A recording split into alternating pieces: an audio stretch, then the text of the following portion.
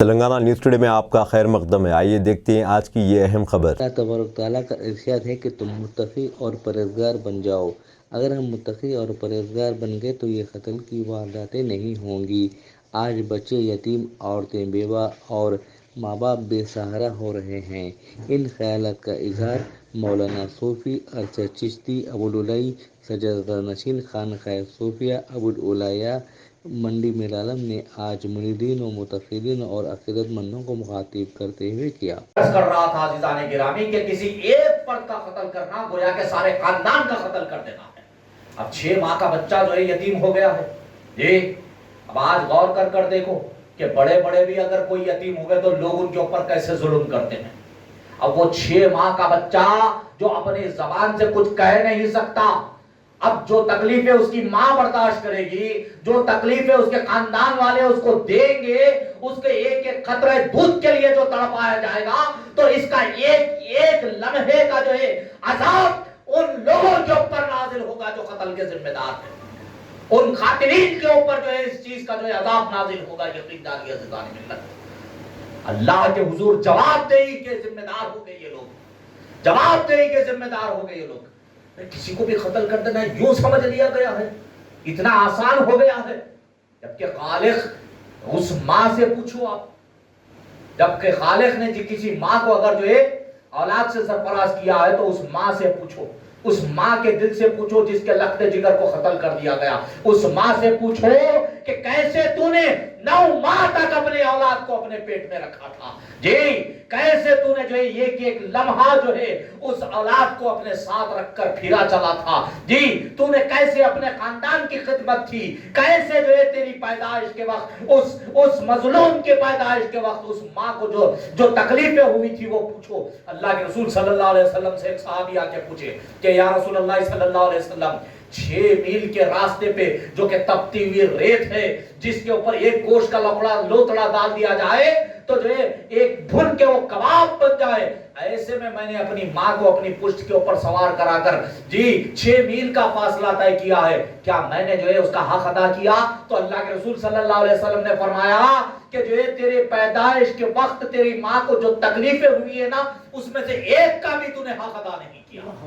تو اب ان لوگوں سے پوچھو کہ اس ماں کو اس اولاد کی پیدائش کے وقت جو تکلیفیں ہوئی تھی، اس کی آنکھوں کے سامنے اس کا قتل کر دیا جاتا ہے، اس ماں کے سامنے جو ہے جوان بیٹے کا لاشا لٹا دیا جاتا ہے۔ تو اب جواب دو کہ اس ماں کے جگر کے اوپر کیا گزری ہوگی جس کے لخت جگر کو مٹا کے رکھ دیا گیا۔ ارے وہ نوجوان جو اپنے گھر کی کفالت کر رہا تھا، جو ایک تھا گھر میں کمانے والا، اس کا قتل کر دیا جاتا ہے۔ اب اس گھر پہ جو گزرے گی نا، جی ایک ایک نیوانے کے لیے گھر اگر تڑپے گا، خدا کی قسم تم کو جواب دینا پڑے گا۔ جو قاتلین ہے تم کو جواب دینا پڑے گا، ایک ایک لمحے کے لیے تم کو جواب دینا پڑے گا۔ عزیزان گرامی، کیا سمجھ لیا ہے؟ جی اللہ کو کیا پسندیدہ عمل ہے یہ؟ اللہ کے یہاں سب سے زیادہ ناپسندیدہ عمل ہے یہ قتل کر دینا۔ اسی لیے تو اسلام نے جو ہے قتل کا بدلہ قتل قرار دے دیا، قتل کا بدلہ سزائے موت قرار دے دیا ہے۔ لیکن عزیزان ملت اسلامیہ، ہم قرآن سے واقف نہیں، ہم حدیث سے واقف نہیں، اللہ کے رسول صلی اللہ علیہ وسلم کی سیرت سے واقف نہیں، جہاں تک کہ اللہ نے ارشاد فرما دیا کہ لعلکم تتقون، تم متقی اور پرہیزگار ہو جاؤ۔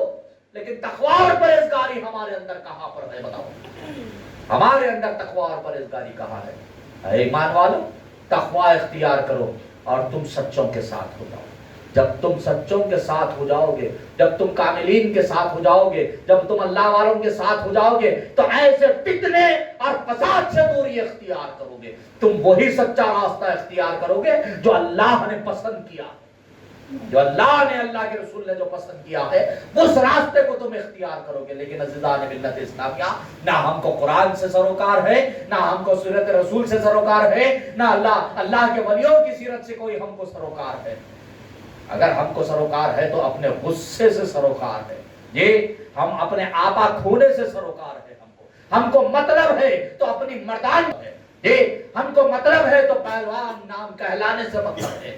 یاد رکھو، دنیا میں آئے ہو دنیا ختم ہونے والی ہے، تمہاری شخصیت دنیا میں ہے تو کل فنا ہونے والی ہے. جب فنا ہو جاؤ گے نا تو یاد رکھو جس طریقے سے تم نے قتل کیا ہے حشر تک تم کو ویسا ہی قتل کیا جائے گا.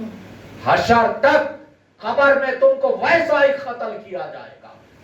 اللہ تبارک و تعالیٰ نے سزائے مقرر کر رکھی ہے. اس کے بعد کیا ہوگا عزیزان ملت اسلامیہ؟ جب حشر برپا ہو جائے گا نا اس کے بعد ہمیشہ کے لیے تم قاتلین میں شمار ہو جاؤ گے. یاد رکھو عزیزان ملت اسلامیہ، قتل کر دینا اتنی آسان عمل نہیں ہے، اتنی آسان بات نہیں ہے. کسی کا بھی قتل کر دیے تو یاد رکھو جس کا قتل کیا گیا ہے تم نے اس کے خاندان کو برباد کیا ہے. اب وہ خاندان جو تکلیفیں برداشت کرے گا ہر لمحہ تم کو اس کا جواب دینا پڑے گا. کیا تمہارا ضمیر تم کو نہیں ٹٹولتا؟ کیا تمہارے ضمیر سے آوازیں نہیں آتی کہ تم کر کیا رہے ہو؟ اسی لیے تو کہہ رہا ہوں عزیزان ملت اسلامیہ کہ قوم مسلم آج بربادی کے دہانے پہ اگر کھڑی ہے تو اپنے اعمال کی بنیاد پہ کھڑی ہے، اپنے کردار کے بنیاد پہ کھڑی ہے، اپنے قول اپنے پہل کے عمل کے اوپر جو ہے کھڑی ہے.